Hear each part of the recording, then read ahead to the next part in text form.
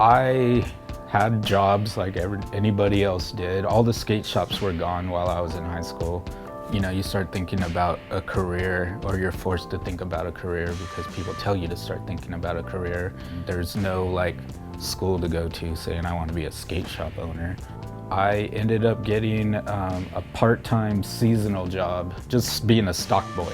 And what I noticed is this is when shoes came into the game, like skate shoes. I noticed like the managers and the assistant managers, employees that have been there forever, just kept asking me all the skate questions, and I knew.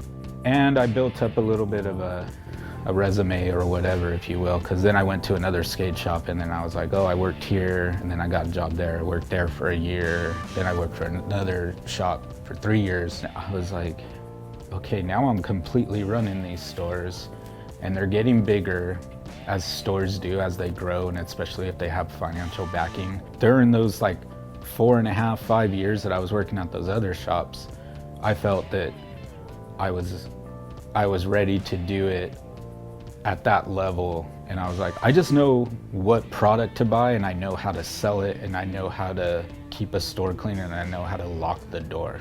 It was basically the only thing I knew about running a business.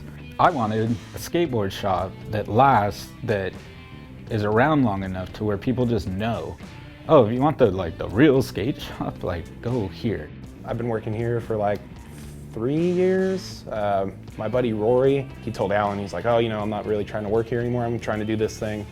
He's like, oh, okay, well, I got a guy in mind, and it just so happened to be me, because, you know, I come here and hang out and I would help him. One of my fondest memories is like when I first met Alan, and that was just at the skate park with my brother. We were there early in the morning trying to just beat the crowd, and they just saw us skating around, you know, trying to do our own thing. And then they ended up coming up to us and introducing themselves, and then Alan was like, oh, like I said, you know, oh, I own the shop, you know, you should come through. And then very soon after that, we were just kind of just accepted.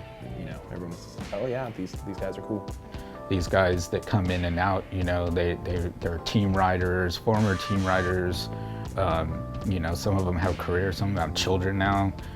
They still skate. They're still very much part of the shop, of the, you know, of the team. And yeah, I think about those guys as everything that we're involved in that goes industry-wise. I always think about those guys, like, and try to include them all, you know, in every part of it. But in the end, as a skateboarder, I'm gonna come here to work every day because I love it.